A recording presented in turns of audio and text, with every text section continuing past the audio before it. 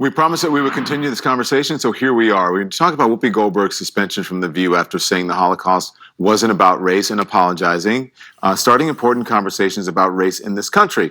My next guests see an opportunity for conversations and an alliance between Black and Jewish Americans. Derrick Johnson is the president and CEO of the NAACP.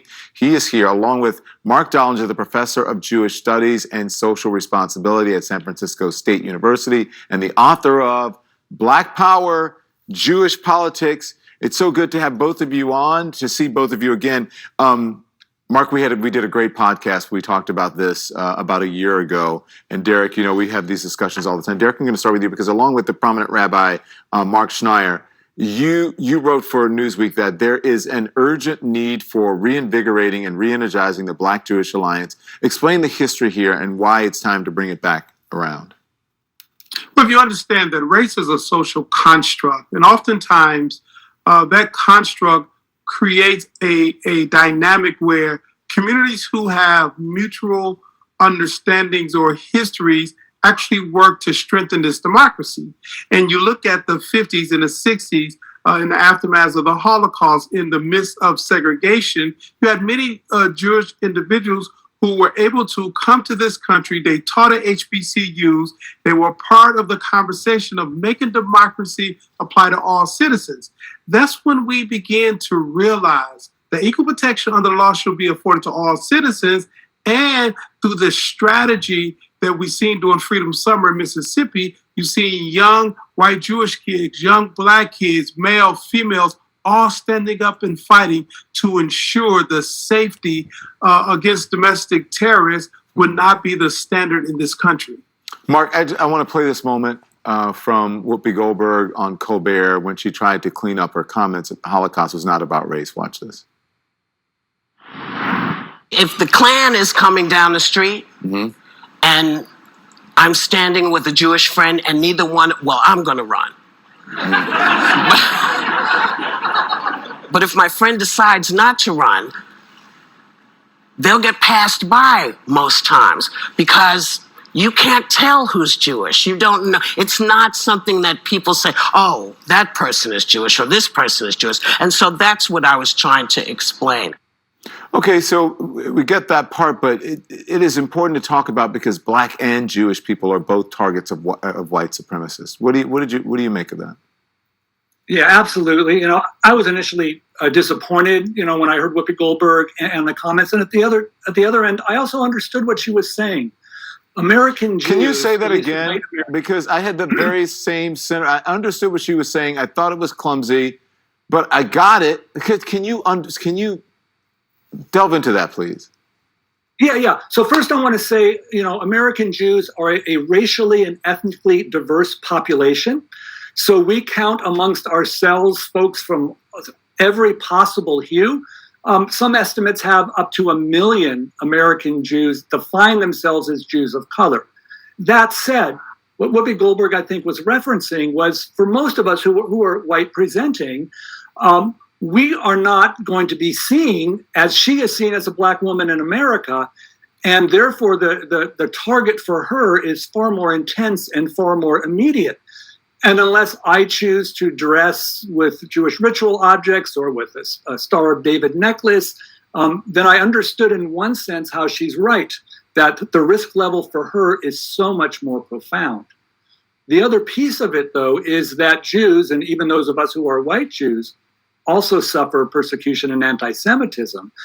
And even more painful because the last few years has been the most intense in all of American Jewish history. Mm-hmm. So for us as Jews to feel persecuted and traumatized at the same time that those of us who are white Jews are also enjoying the privilege of being able to have a Klansman pass us by really is sort of a complex both and, where we really have to hold a lot together to sort of grasp the moment. So what he's saying here, excuse me, Derrick, these conversations are very nuanced, right? What Marc Dollinger is saying is talking about something that may happen in 2021, 2022. The conversation was about the Holocaust and about race. So that's the part that Whoopi got wrong. The other part about being white presenting and all of that, that part I think people can understand. There are a lot of trap doors for misunderstanding in these conversations. So what is the best way to go about it when race has become the third rail in our society? Well, it's always been the third rail. And when you take an individual like Whoopi Goldberg, look at her track record. Look at her history. Has she displayed herself as an anti-Semitic? Has she done things that would lead one to believe? She apologized for this statement. So we also have to modify some of our reaction based on the history of the individual. And when you come to the broader societal concern, the third rail of this country has never been addressed. That the powers that be have always used race as a tool, as a weapon to divide communities and maintain power. And so when you cut to the chase of it, when you look at Charlottesville, those individuals who were marching with Tiki Torch said Jews will not replace us. But blacks, we also knew that they had very little regard for us as well. And so this social construct we call race has been so weaponized in this country that causes individual groups who by themselves have been demonized to begin to turn on one another. Right. We have to normalize a level of relationship between communities so we can begin to see ourselves as Americans, to see ourselves as human beings, to see ourselves as people entitled to respect and dignity. Marc, before the show, you told my producers about Jewish Americans. We can be powerful and privileged and white and suffering horrible anti-Semitism, and we need to hold those truths together. Is that hard to get across to people? It's a challenge. It's really as Mr. Johnson said, race is socially constructed.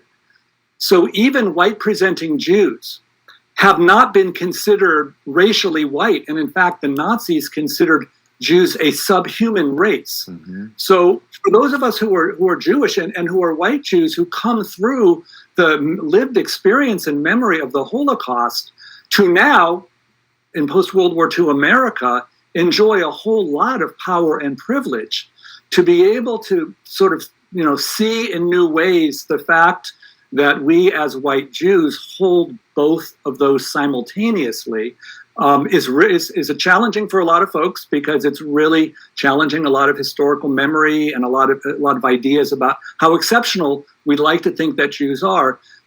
Ultimately, I come to the conclusion that it's this ambiguous racial status for Jews that actually leads me to hopefulness for the future, and certainly for a rekindled alliance with African Americans. Listen, I've spoken about the Black-Jewish alliance a lot, and we do need to firm that up. We need to reignite that again.